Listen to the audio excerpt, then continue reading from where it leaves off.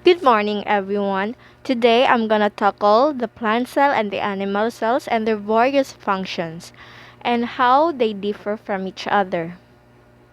For today's session, I'm gonna tackle about cells, and in accordance, it is we're gonna as if we're inside in a laboratory so that we can so that our session for today is gonna be like inside a laboratory when we're going to study them inside a microscope.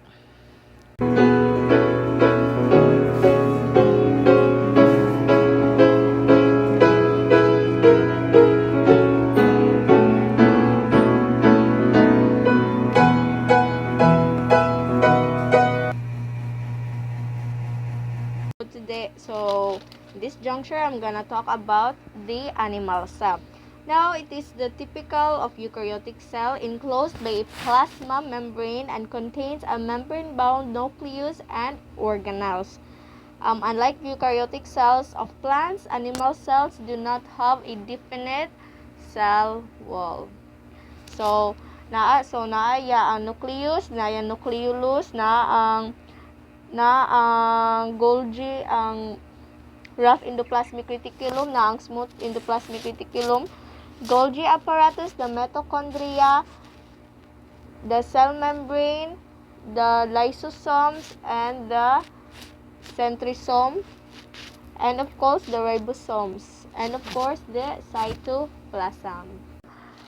Plant cells are the basic unit of life for all the plant cell. It is a eukaryotic cell, which means it has a membrane-bound organelles. And of course, it also has its own nucleus. Hello again, guys. Today I'm gonna tackle about the main functions and the different types of organelles that can be found in the animal cell. Now, let's start about the nucleus. So, as you can see, animal cells are typical of eukaryotic cells. They are enclosed by a plasma membrane and contains a membrane-bound organelles. Unlike some eukaryotic cells, plants and animal cells do not have a definite cell wall.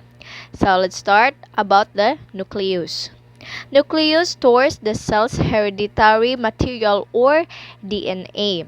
Next is the smooth endoplasmic reticulum.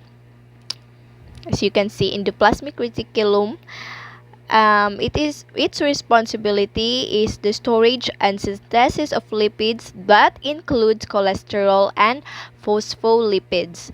And the RER, which is the let's put in say the partner of the endoplasmic reticulum, is the RER, and its responsibility is the synthesis of proteins, its modification and packaging, and of course its quality control. Next is the ribosomes. Ribosomes are responsible for making proteins. We all know how important proteins are in the making of cells. Next is cytoplasm. So, cytoplasm here, this blue, kanang blue dia. Cytoplasm is responsible for holding components of the cell and protects it from being damaged. So remember that without cytoplasm, so kanang mga cells, animal cells, daghan man kay na sila nga inside sa isa ka animal, no? So kung magbangga-bangga na sila, naay possibility nga mag-damage sila and mabungkig. So with the help of cytoplasm here, ma-minimize ang damage sa cells. Next is the cell membrane.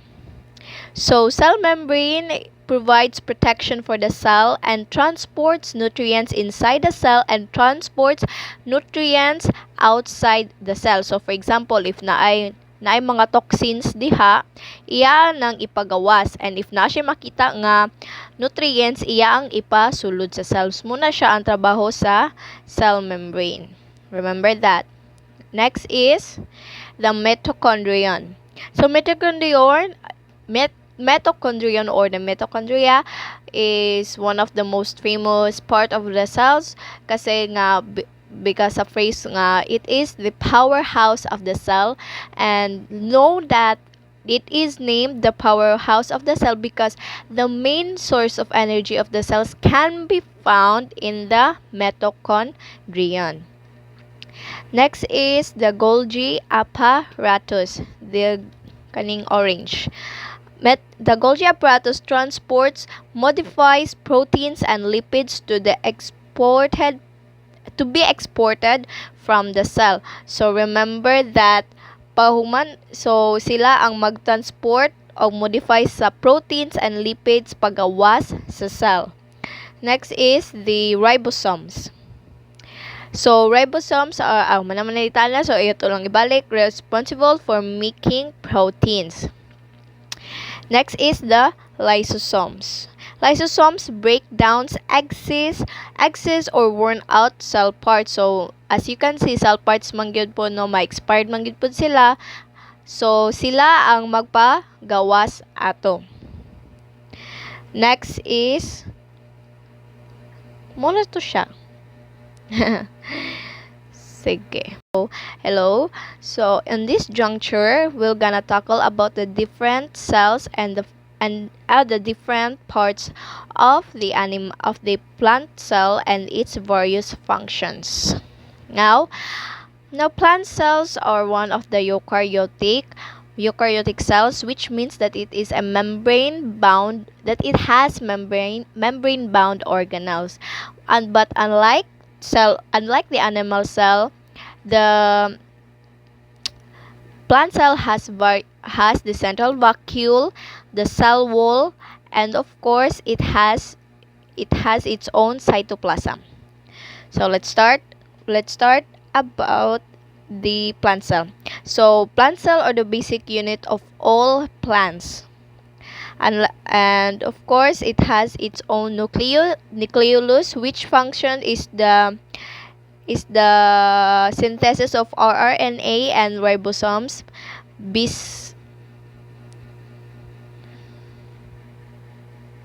So let's part again. So inside the nucleus, the nucleolus can be found, and the nucleolus main function is the ribosomal RNA synthesis and the ribosomal biosynthesis. Next is the nucleus, which contains the plant cell's DNA material. Same ra gyapon sila sa nucleus. Function sa nucleus sa animal cell. Next is the RER, which is the RER kanisha. The RER, which responsibility is the synthesis of proteins and its modification. Next is the soft endoplasmic reticulum, which is also the responsible one for the storage and synthesis of lipids. Next is the ribosomes. Kani. Di kayo siya makita, no? So, ribosomes are the responsible for the making of proteins. Next is the peroxisome. The peroxisome generates two phytohormones, photorespiration, and conjunction with mitochondria and chloroplast. Next is the Golgi apparatus, which is the responsible for transporting, modifying, and packaging of proteins and lipids into vesicles. Now, Golgi vesicles are the membrane-bound organelles that forms budding from Golgi apparatus. Next is the cytoplasm. Kaning green nga makita diya kung asa naka-place ang different organelles sa plant cell. So, cytoplasm is the one who's responsible for holding the components of plant cell. Next is the cytoskeleton. The cytoskeleton helps cell maintain its shape and internal organization. Next is the mitochondrion. Mitochondrion is the main energy source of all the plant cell, the same gapon sa animal cell. Next is the biggest one and the one who fills the most space inside the plant cell is the central vacuole. Now it is bounded by a single membrane and it is full of water. And with the its function is the combination of reservoir, waste dump, storage region, and keeps the cell in shape. So, mauna sila ang various parts sa plant cell.